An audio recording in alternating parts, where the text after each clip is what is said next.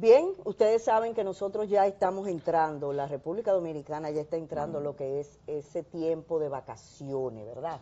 Donde los muchachos pues están ya en casa, donde los muchachos comienzan a dar sus carpetas y por eso traemos nosotros hoy a una invitada muy especial que es oftalmóloga. Ella es Giselle Ogando, oftalmóloga pediatra. Con ella vamos a hablar porque es una buena época, Giselle, para nosotros comenzar a tomar precaución, para nosotros accionar con relación a la vista de nuestros niños, niñas y adolescentes, ¿verdad que sí? Bienvenida. Gracias por aceptar nuestra invitación. Mira, Giselle, ¿cuáles son las enfermedades más frecuentes de los niños en términos visuales? Bueno, sorprendentemente estamos teniendo un alto índice de pacientitos con ojos secos, principalmente porque están iniciando el uso de dispositivos electrónicos cercanos a más temprana edad, duran un mayor tiempo utilizándose, una enfermedad que antes se veía solamente en pacientes muy adultos, pero estamos viendo también las conjuntivitis alérgicas, como estamos teniendo un ciudadano dominicano que viene cada cierto tiempo llamado polvo de Sahara, pero le vamos a cambiar la ciudadanía para convertirlo a dominicano. Le vamos a dar el pasaporte y todo. Exactamente. Ha exacerbado, además es como estamos en un país en el Caribe, también los cambios de clima tienden a ser factores de riesgo para que se desarrollen más las alergias. Entonces, las ametropías o defectos refractivos, principalmente la miopía, tenemos una mayor cantidad de niños miopes. Lamentablemente la pandemia fue uno de los causantes de que como los nenes se mantuvieron todo el tiempo encerrados, tenían que recibir la docencia a través de un dispositivo electrónico, estamos teniendo una mayor cantidad. Incluso la Organización Mundial de la Salud establece que probablemente para el 2050 la mitad de la población será miope. Entonces, ¿cómo? Por eso, sí. ¿La mitad de la población? La mitad de la población. Ajá. Entonces, por eso estamos trabajando, tratando de poder diagnosticar de manera temprana a los pacientes miopes, porque lamentablemente la miopía puede progresar, por lo menos una de ellas, porque hay varias causas que la pueden provocar, pero por lo menos la miopía que está causada porque el ojo es un poco más largo de lo que debería de ser, puede progresar. Y al progresar, entonces se pueden causar cambios estructurales en los ojos y pueden estar propensos esos pacientes a sufrir entidades o enfermedades oftalmológicas a más temprana edad. Hay una patología que es el ojo vago. Sí. A mí me gustaría esa descripción, que en los niños es muy frecuente. Sí, el ojo vago puede tener muchas causas que la pueden provocar, pero de manera general es una patología que no solamente engloba el ojo, sino también es neurológica o neurooftalmológica, porque se caracteriza por una disminución de la agudeza visual de uno de los dos ojos y va a depender entonces de la edad que tenga el niño para determinar que está disminuida esa agudeza visual.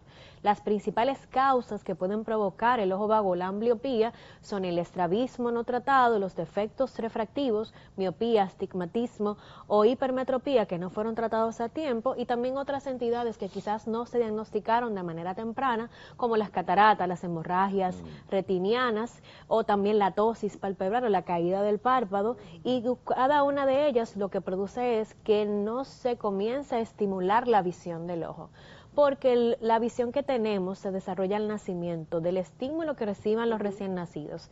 Si no se estimula, si hay una desviación ocular o estrabismo, si hay un defecto refractivo no tratado o no diagnosticado, o si existe algo que se interponga entre el estímulo visual que debe recibir la retina, por ejemplo, la ptosis palpebral o la catarata congénita, entonces se puede producir el ojo vago o la ambliopía.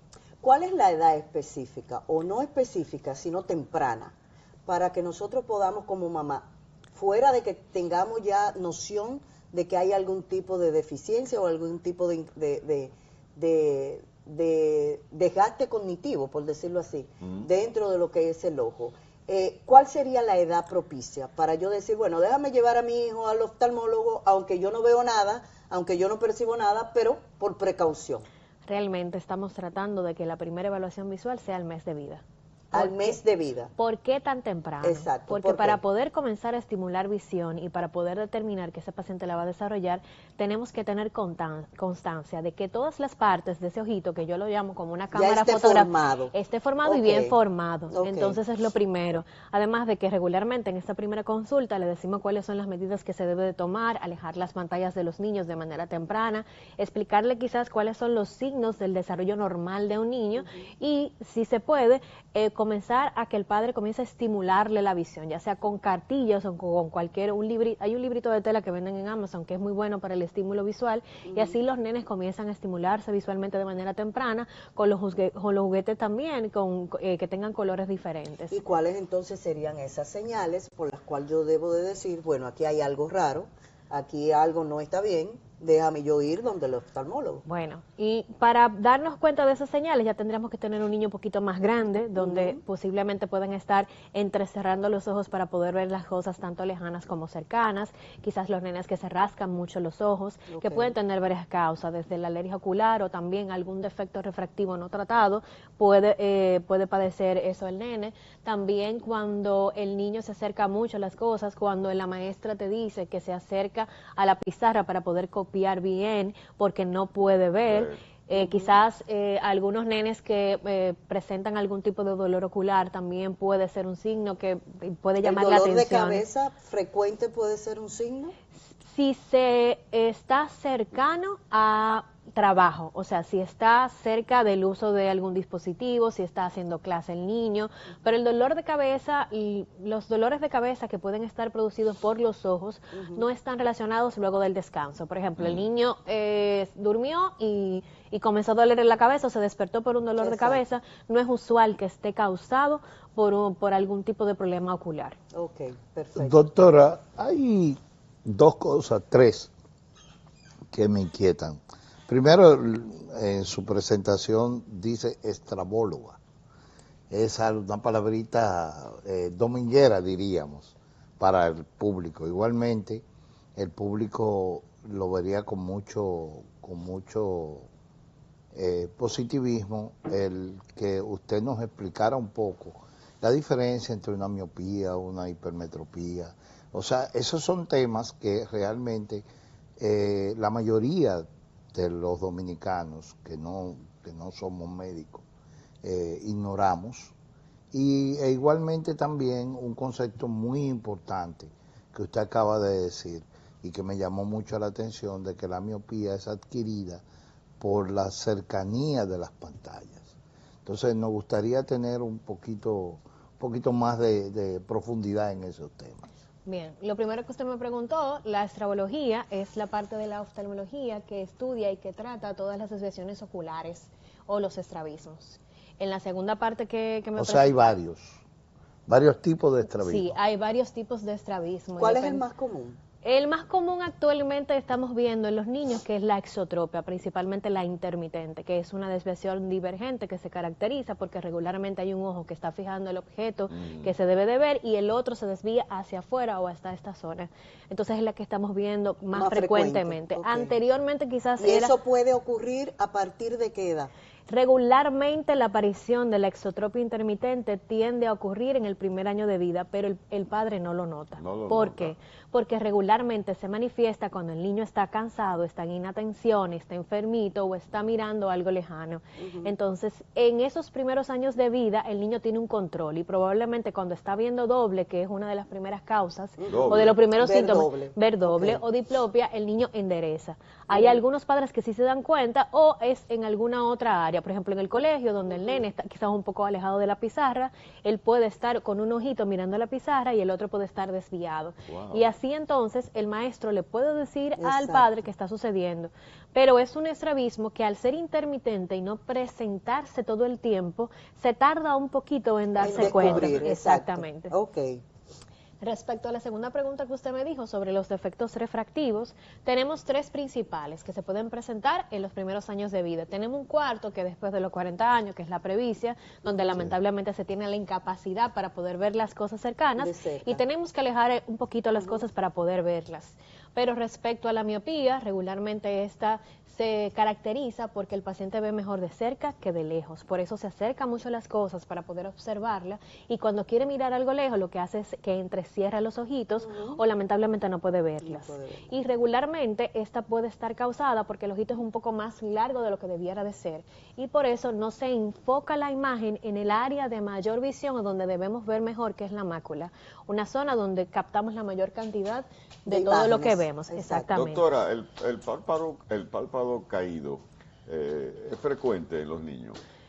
No tiende a ser tan frecuente, pero sí se puede presentar. Okay. Entonces hay que tener en cuenta que cuando un párpado nos ocluye el eje visual o el centro de la pupila, tenemos que valorar una cirugía temprana siempre y cuando el nene no tenga mecanismos para defenderse. Okay. Me explico. Regularmente los nenes que tienen ptosis palpebral o el párpado caído, cuando no pueden ver, lo que hace es que elevan el mentón para poder ver mejor o arrugan un poquito el frontal para ayudarse entonces a subirse los párpados. ¿Existe alguna campaña que, por ejemplo, social, que el gobierno patrocine para ese tipo de observaciones? O sea, me imagino que ustedes deben o de tener... prevención. Eso, deben tener una sociedad, alguna academia o un colegio o algo, en donde ustedes reciban el apoyo interestatal, o sea, de todas las entidades gubernamentales, como hay con otros tipos de pediatras.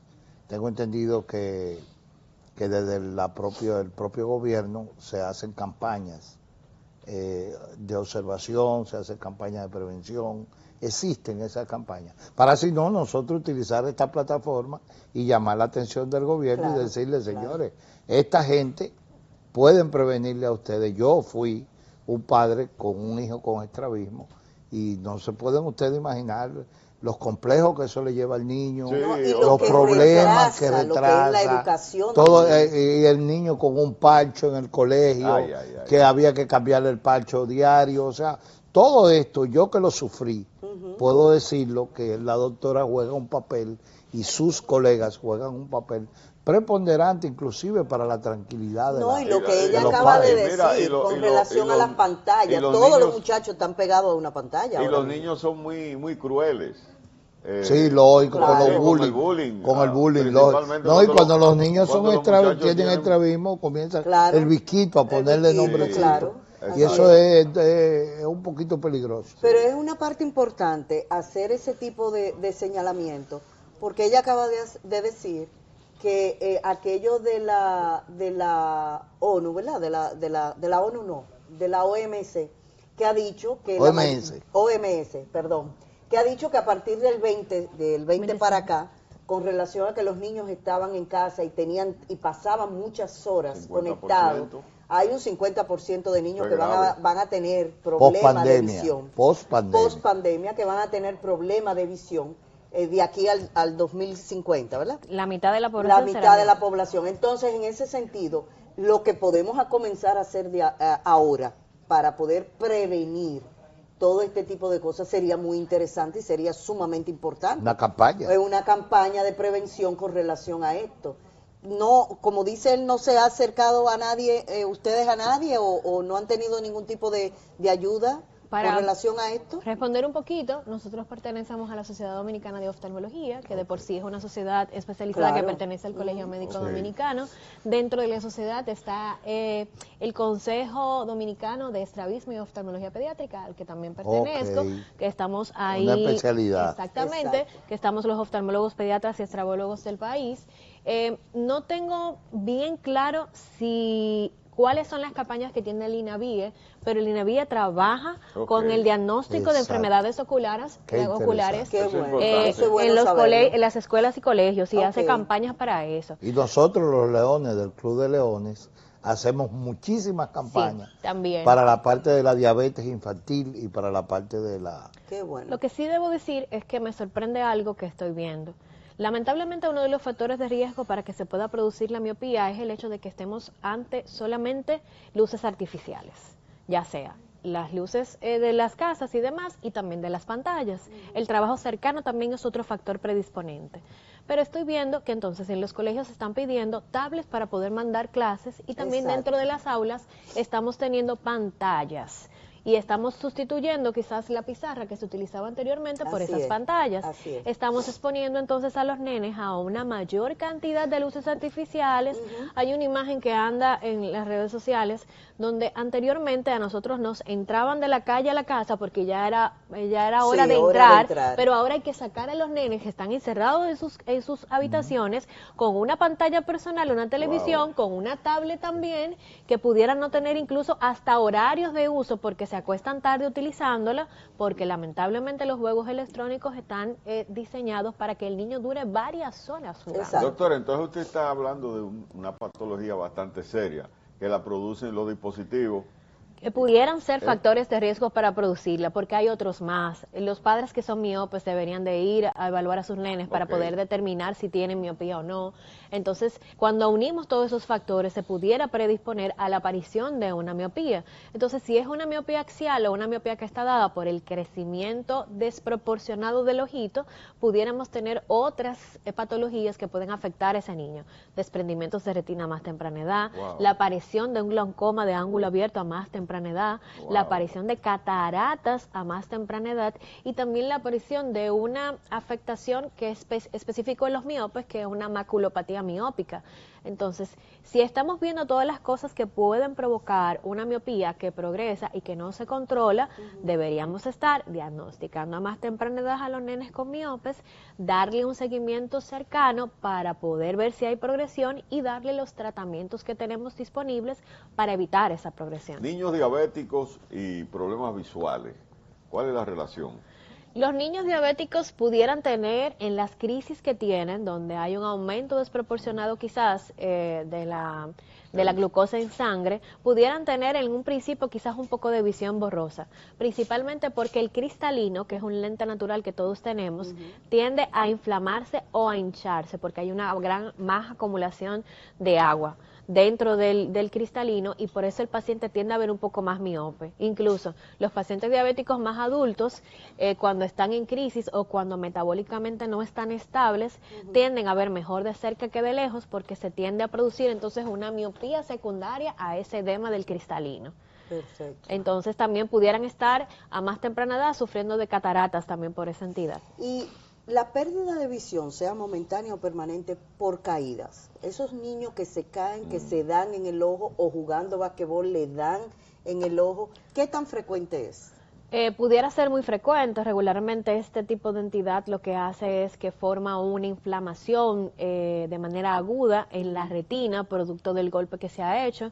Como el ojito está dentro de una estructura ósea llamada órbita y tiene un espacio que está totalmente acolchonadito para que el ojo esté bien, lamentablemente el efecto de aceleración y desaceleración que tiene un trauma, ya sea directamente con un puñetazo, con una pelota de béisbol principalmente, eso hace entonces que ese movimiento tan rápido edematice zonas del ojito, y una de ellas que puede presentarse es el edema retiniano. Existen diferentes edemas provocados por los traumas oculares.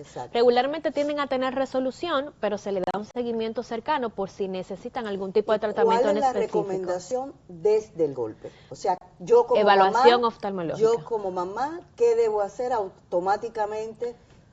Mi hijo me llaman del colegio, o en este caso está jugando, porque estamos de vacaciones, ¿verdad? Está jugando y viene con un golpe en el ojo. ¿Qué debo de hacer? Evaluación de una vez con un oftalmólogo, porque tenemos que evaluar la visión, tenemos que ver si no existe algún otro edema, que puede ser una uveitis regularmente anterior, o una inflamación de una sola del ojito, que es la uvea, que puede entonces producir signos de inflamación, y debemos de ponerle tratamiento. Además, que si así diagnosticamos a tiempo, si en la parte posterior del ojito existe algún otro edema que pudiera entonces sí afectar la visión, darle seguimiento en esa parte, pero debemos de evaluarlo. Siempre cuando tengamos ese tipo de traumas, lo ideal es evaluarlo y no esperar quizás al día siguiente. Hay algunos hospitales que brindan servicio 24 horas, donde están las residencias o las zonas de formación de oftalmólogos. ¿Y cuáles son esos hospitales? Porque es bueno que la gente lo sepa. En Santo Domingo tenemos el Hospital Secanot, el Centro Cardio Neuro Oftalmológico y Trasplante Secanot, que tiene servicio 24 horas de oftalmología. También está el Hospital Universitario Docente de las Fuerzas Armadas, el Central, el Hospital de los Militares. También está en Santiago el Cabral Ibáez, que pudiera atenderlo, y también está el Gautier, que también tiene servicio que pudiera evaluarse en ese tipo de emergencias. Una última pregunta sobre lo que usted acaba, lo saco yo como conclusión para que usted me corrija. Entonces, ¿la miopía es hereditaria? No, No podemos decir que es hereditaria porque a pesar de que sí existen algunos síndromes que tienden a causar ese tipo de entidad, pero porque hay algún cambio en la estructura en sí, por ejemplo, el síndrome de Marfan, que es una entidad que puede afectar el tejido conectivo, tiende a predisponer de que la esclera, que es una zona que está hecha de tejido conectivo, se presenta un poco más larga y los pacientes tienden a ser miopes, pero tienen otras características, tanto oculares como sistémicas, que caracterizan a ese síndrome. La miopía es una entidad que ahora estamos viendo que tiene muchos factores de riesgo. Entonces tenemos que diagnosticar esos factores de riesgo, darle seguimiento a los que más poseen esos factores de riesgo para un diagnóstico temprano y un tratamiento temprano en dado caso de que exista progresión. Entonces por eso usted llama a los padres que tienen miopía, que son los primeros que deben llevar a sus hijos. Señores, escuchen ese llamado. Eso es prevención. Eso es, miren, ustedes no se imaginan lo importante de este llamado que hace la doctora. Vayan, lleven sus hijos, ahora en vacaciones, aprovechar, exactamente. Lleven sus hijos a chequear, porque no hay nada más delicado que la visión en un ser humano. Mire, ya en esa misma tónica, ya para concluir, ¿qué cada tiempo tiene un padre que llevar a su hijo a la consulta del oftalmólogo? Lo ideal es que sea anual, así como la consulta de los adultos. Con eso no quiero decir lo siguiente, hay una mala creencia que existe de que el lente tiene vencimiento y que por eso hay que cambiarlo todos los años. Pero no es que tiene vencimiento, porque no tiene materiales que se puedan vencer, como quizás los medicamentos y también como los alimentos perecederos. Lo que queremos hacer, lo que queremos decir con eso es que anualmente hay un cambio, hay un crecimiento normal. Exactamente, hay una evolución, tanto del ser humano como de lo que puede ser la condición que tenga. Entonces, así, lo evaluamos todos los años es para poder diagnosticar a ver cómo estaba la visión antes, cómo está ahora, y si esos cambios propios del crecimiento de un niño o de un ser humano adulto han causado cambios. Precisamente ayer pude evaluar 2 pacientes que necesitaban un certificado escolar. Era la primera vez que se evaluaban y los 2 niños salieron con lentes porque a veces no hay síntomas y a veces hay niños que tienen miopía pero sus padres no lo tienen. Entonces de la única manera que podemos saber si eso exactamente. No, y como un niño puede decir, papi, tampoco yo vas no estoy viendo. Es muy difícil que un niño lo diga. Es muy difícil. Bueno, gracias. Sí, Giselle, de verdad que muchas gracias por toda la información. Esperamos que también esa información ustedes la puedan capitalizar y sobre todo prevenir, porque esto es una parte muy importante, sobre todo porque esa es el área que más utilizan los niños en las escuelas, la visión. Claro. Entonces, si tienen problemas de visión, pues van a tener problemas de atención, problemas de captación, problemas de aprendizaje, y eso no los conocemos hasta que no hagamos una evaluación. Nos puedes dar tu contacto para que las personas puedan seguirte y sobre todo puedan tomar sus citas y ir donde ti. Y reiterarle las gracias por tan informativa y académica. Así es. De verdad, una entrevista muy importante para los televidentes. Danos todo y no aburrida, que es lo mejor. Muchas gracias. Regularmente yo doy mi número celular, que es el 829-810-7751, porque tengo varios lugares de consulta, y así le doy todas las informaciones. Y también me pueden seguir en mis redes sociales, doctora.dra.gi Ogando. Perfecto. ¿Y dónde estás? ¿En cuáles lugares trabajas? En Santo Domingo, estoy en la unidad oftalmológica doctora Judy Puerto Real, que queda en Gascue. También tengo consultas en San Pedro de Macorís y en Higüey. Perfecto, bueno, pues no hay excusa para usted no llevarlo. Así que ya ustedes saben, nos vamos a una pausa y volvemos.